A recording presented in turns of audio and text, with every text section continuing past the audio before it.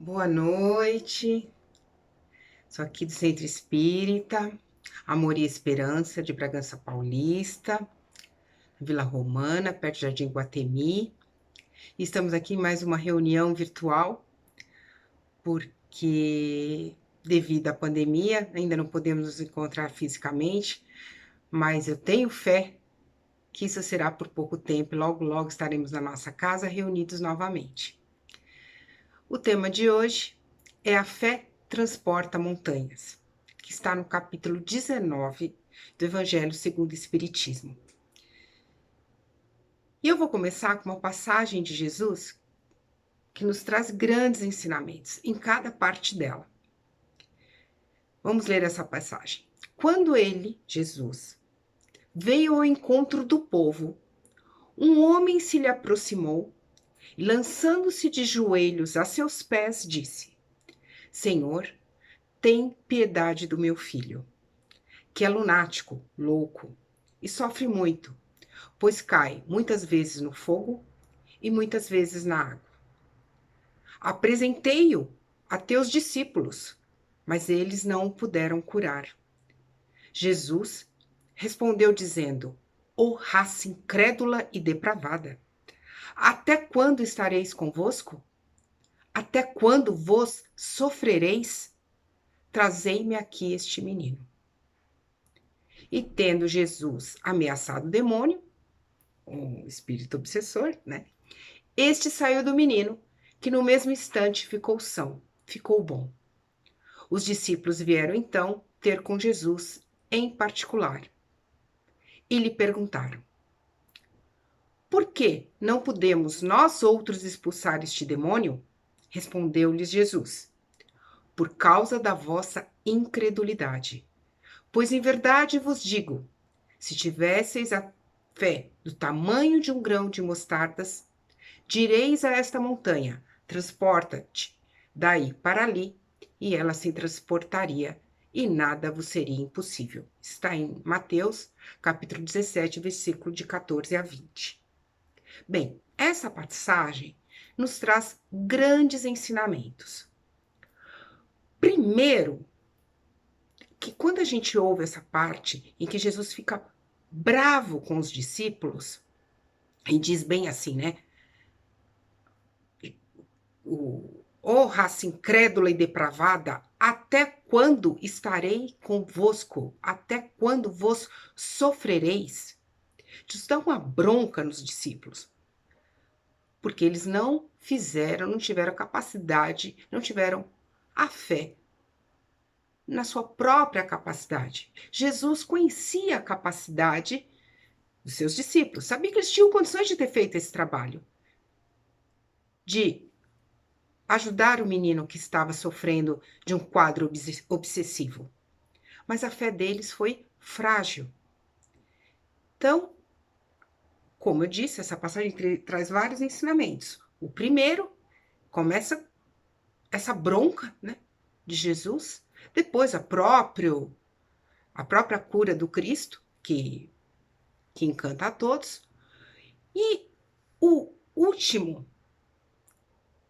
pedacinho, ele fala da fé e como, se uma fé tão minúscula, que é o tamanho de um grão de mostarda, vocês já viram um grão de mostarda, pequenininho, uso muito aqui na auriculoterapia, é tão pequeno, e se essa fé tão minúscula poderia fazer tamanhas proezas, como se eu falar para a montanha sair daqui para lá, ela irá. Mas será que funciona assim? Eu vou mandar uma montanha se transportar de um lugar para o outro? Será que Jesus quis dizer realmente isso? Bem, Jesus aí usou uma figura de linguagem, em que a montanha seria as nossas dificuldades, os momentos mais difíceis por qual nós passamos. Aquele momento da prova mais difícil, que muitas vezes fraquejamos. E ele nos ensina que uma pequena dose de fé faria por nós maravilhas. Jesus nos deixa claro que a fé, esse sentimento tão propagado, tão falado e tão pouco compreendido, tão pouco praticado, ele nos dá a força de enfrentamento e que nada nos será impossível se utilizarmos da fé. Vamos falar mais para frente se nada nos será impossível. Primeiro, a gente não pode confundir fé com crença, com simplesmente acreditar. A gente pensa fé, fé é acreditar. Fé é mais do que isso. Fé é entregar-se. Fé é ser fiel. É estar à disposição. Acreditar é envolver-se. Você pode sair a hora que você quiser. Até os apóstolos tiveram seu momento de envolvimento, de apenas envolvimento, e não de verdadeiro comprometimento. Aí a gente tem mais uma característica da fé: entrega e comprometimento e fidelidade. Quando Jesus fazia milagres, os discípulos estavam lá, maravilhados. Mas no momento de crucificação de Cristo, que eles acharam que Jesus estava fragilizado, e não estava, mas para eles que não tinham o perfeito entendimento, achavam que estava, eles ficaram com medo. E todos fugiram, todos, exceto até Pedro, né? Com a passagem famosa que negou Cristo por 3 vezes. Depois que Cristo passa pelo momento da crucificação, né? A sua ressurreição aparece em espírito para eles. Eles acreditam. Acreditam, precisaram ver para crer. A fé necessita ser construída, trabalhada. Paulo de Tarso dá uma definição de fé. Paulo de Tarso sempre foi muito incisivo, né? Muito disciplinado depois que ele encontrou seu verdadeiro caminho. E ele diz que a fé consiste na firme confiança, na certeza daquilo que se espera. Na certeza daquilo que se espera, mas na convicção daquilo que não se vê. E existe até um Tomé, né? São Tomé que diz, né? Precisa ver para crer. E a gente está no momento em que precisamos mais que isso. Cremos em coisas que não vemos com os olhos, né? Mas a gente tem que entender, tem que compreender. E quando a fé surge em nós? A fé é um sentimento inato. Todo mundo vem com uma chaminha de fé. Mesmo aquele que fala que é ateu, que não acredita em nada, ele vem com uma chama que vai crescer dentro dele a partir do momento que trabalha essa fé, porque a fé é conquistada. Então, a gente tem uma consciência das capacidades da gente, que está depositada lá no nosso íntimo, e a princípio em estado latente, e vai se desabrochando e crescendo pela nossa própria vontade.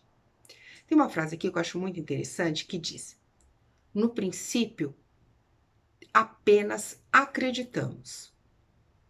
Depois, compreendemos. Já é um avanço.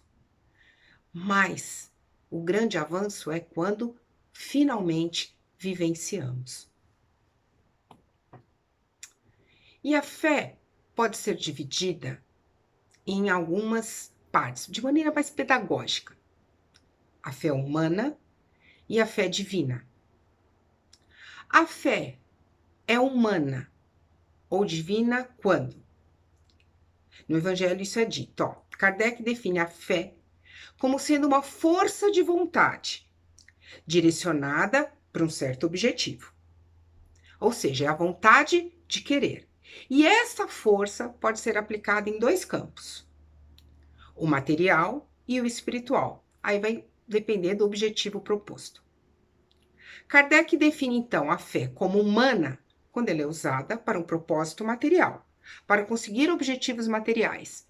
Então, desenvolvimento intelectual, construção de uma empresa, melhoria profissional.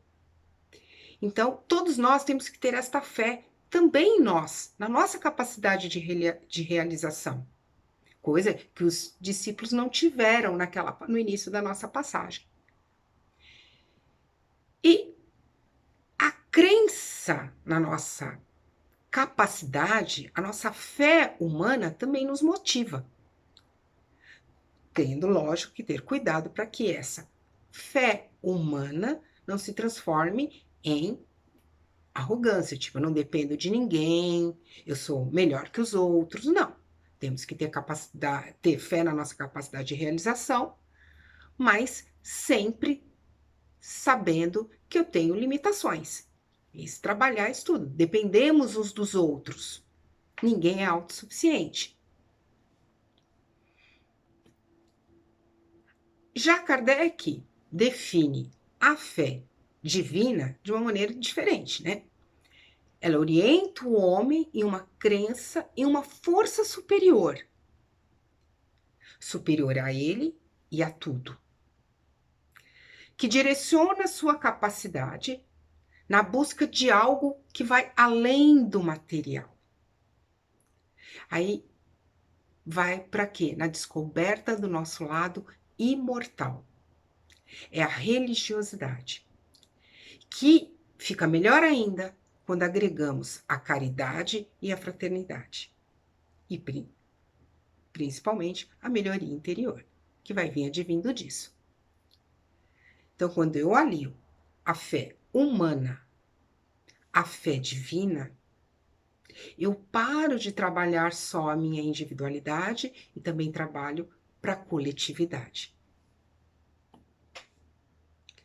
E ainda podemos falar em fé ativa e fé passiva. Olha só, como a fé tem várias nuances.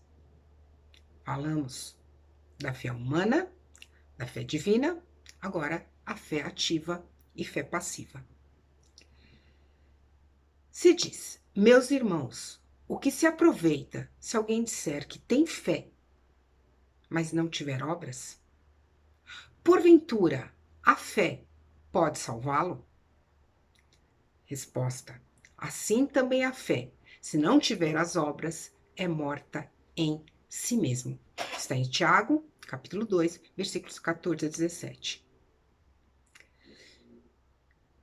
Bem, sem fé, somente a fé, sem obra, nada vale. Olha, então, precisamos, além de trabalhar a fé, a crença nos momentos difíceis, nós temos que agir, que trabalhar, que ter obras. A fé racional, simplesmente o que chamamos assim do puro conhecimento, não salva ninguém. Embora, né, a doutrina espírita não é salvacionista, mas ela não nos eleva, porque temos, para evoluir, duas asas. A asa moral e a asa intelectual. Se eu tiver só conhecimento, o que eu faço? Eu subo a minha asa do conhecimento só, e a moral tá lá embaixo, fico capenga, não consigo voar, não consigo alçar voo.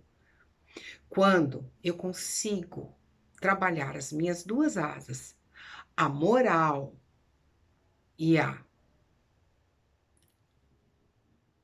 de conhecimento, a intelectual, o que acontece? Aí sim, eu deslancho. E como que nós conseguimos elevar essa asa moral? Ganhando virtudes. Ganhando não, trabalhando para ter essas virtudes. Como? Através da caridade, trabalhando a humildade, trabalhando o serviço no bem, e assim nós vamos nos melhorando.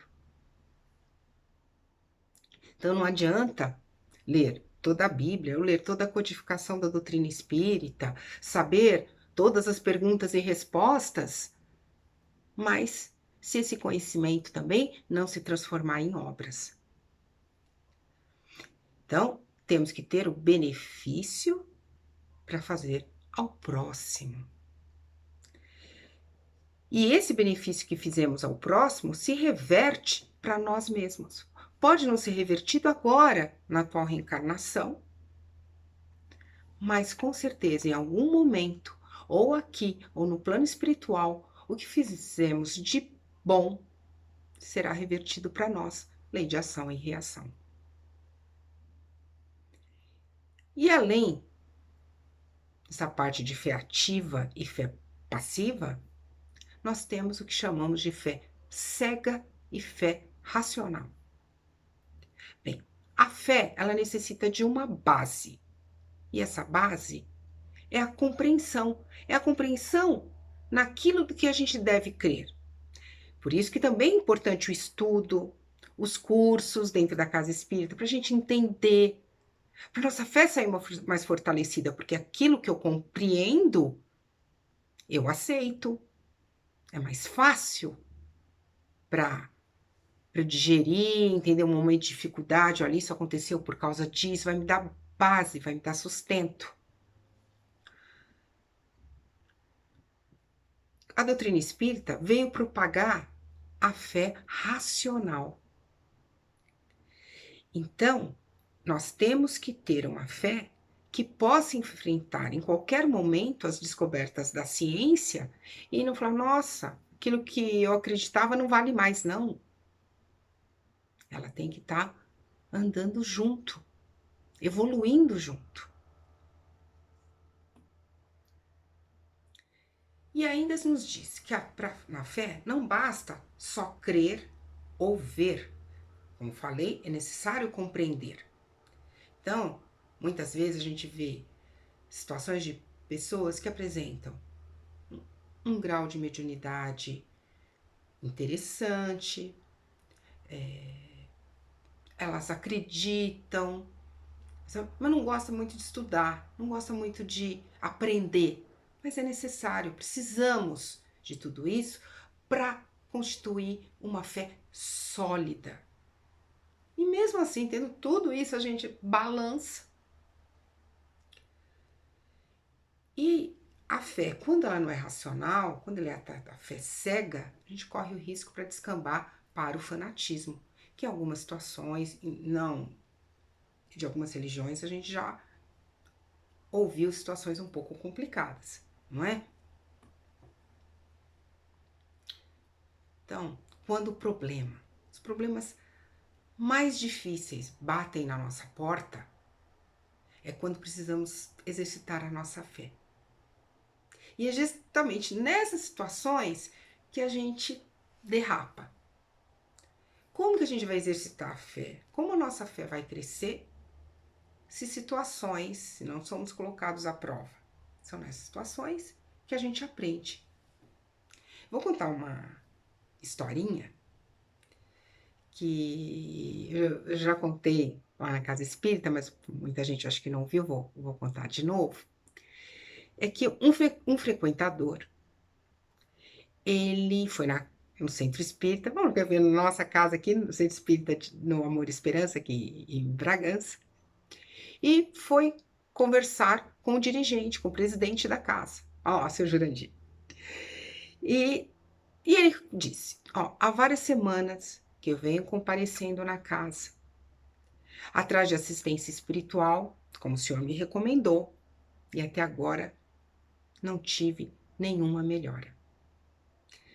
Continuo com a enxaqueca de sempre, continuo com muita angústia.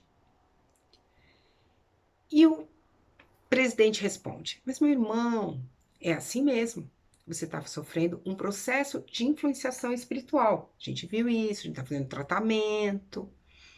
É preciso dar tempo ao tempo. Quando nós falamos de influenciação espiritual, é o seguinte, quando eu tenho pensamentos que são negativos, que são destrutivos, a falta de fé, eu brinco a minha anteninha de Wi-Fi para me conectar com espíritos de teor mais negativo também. E eu sofro influência deles, certo? Isso pode acontecer com qualquer um de nós. E ainda o frequentador disse: me disseram que aqui era um centro forte, que os mentores eram poderosos que trabalhavam aqui, e eles poderiam resolver minha situação rapidamente. O presidente responde: meu filho, em qualquer agrupamento, sendo espírita ou não, ou igreja, que trabalhe com a orientação do Cristo, todos os lugares haverá benfeitores espirituais que se preocupam conosco e agem em nosso benefício. Só que a solução dos nossos problemas não depende só da ajuda do céu, só da ajuda dos benfeitores espirituais. Depende dos interessados aqui da Terra.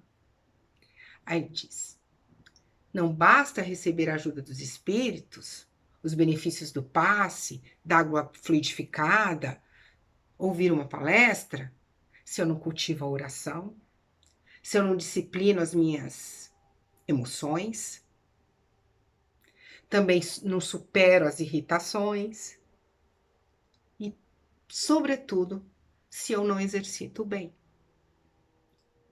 Então, o esforço da caridade é fundamental para nos livrarmos de influenciações negativas ou desses espíritos que se conectam conosco porque a gente abriu a porta, fez o convite através de pensamentos negativos e falta do orai e vigiai.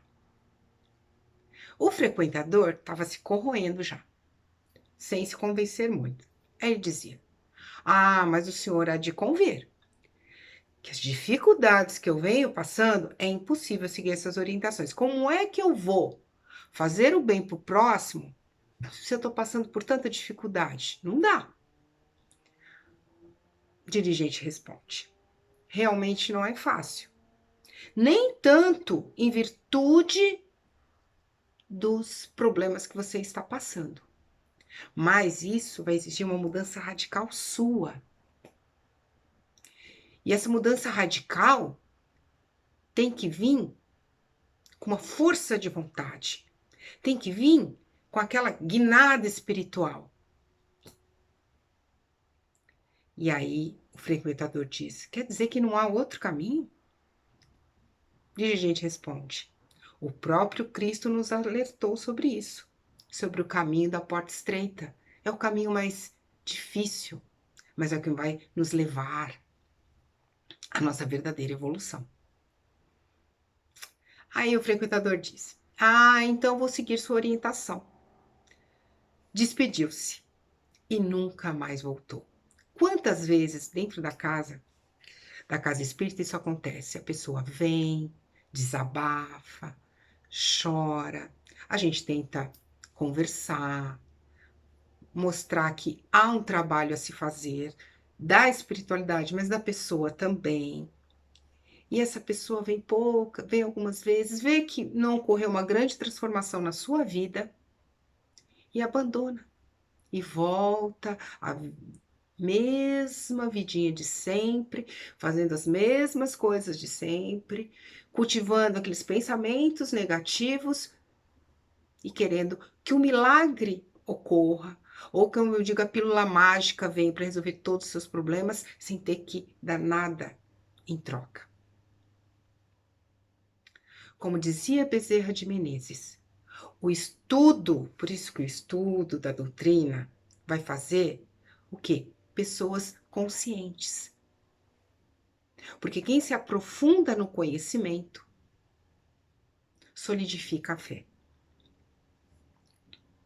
E ainda dá um conselho: quem procurar o espiritismo ou a doutrina espírita apenas para obter a cura imediata dos seus males, tanto físicos quanto espirituais, ou resolver seus problemas materiais, pode sair decepcionado.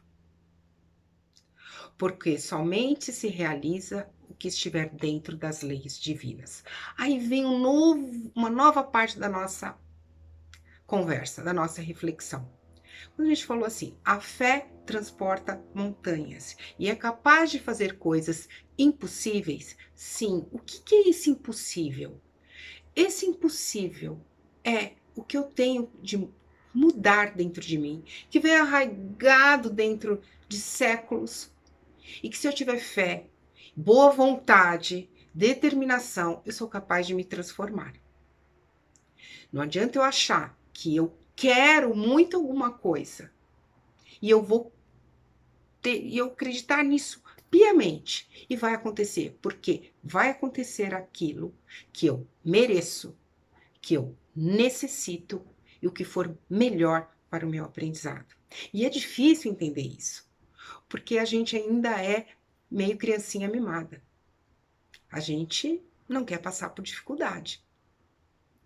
E as dificuldades a gente vê como castigo, e não é bem assim. Às vezes as dificuldades são só, simplesmente, para nós aprimorarmos. Ou lei de ação e reação. Lei de ação e reação está dentro das leis divinas. Desarmonizei fazendo alguma coisa errada em qualquer outro tempo, eu vou ter que consertar. Entrar em harmonia de novo com a lei de Deus. Então, o Espiritismo não tem por finalidade principal a realização de fenômenos. Muitas pessoas começam com a doutrina espírita por mera curiosidade com esses fenômenos. E muito mais do que isso. A doutrina espírita não tira as nossas dores, não tira os nossos problemas. Ela explica o porquê das coisas e nos ensina como podemos nos melhorar. Quando nós entendemos o porquê das coisas, quando nós começamos a nos melhorar, a nossa fé é fortalecida.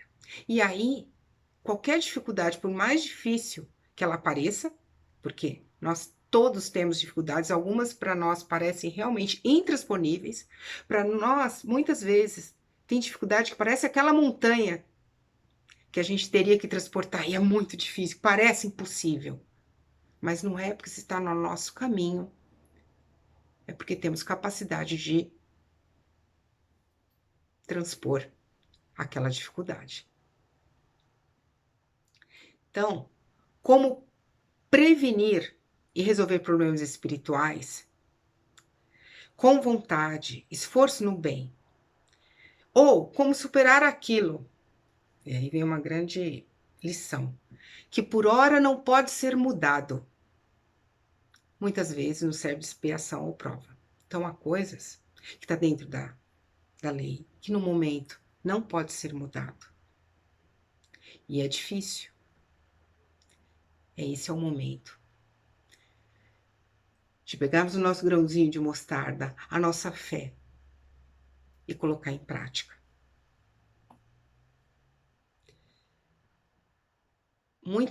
Na maioria das vezes, quando algo muito difícil nos acontece, quando parece que, nossa, nunca vai passar, quando parece que o desespero vai chegar, é essa hora que a gente tem que se agarrar na confiança, na entrega para Deus. E isso só vai acontecer quando formos realmente mais espiritualizados. Veio uma coisa que eu achei muito interessante, quando estivermos realmente sintonizados com a presença divina que está dentro de nós. A gente não acredita nisso.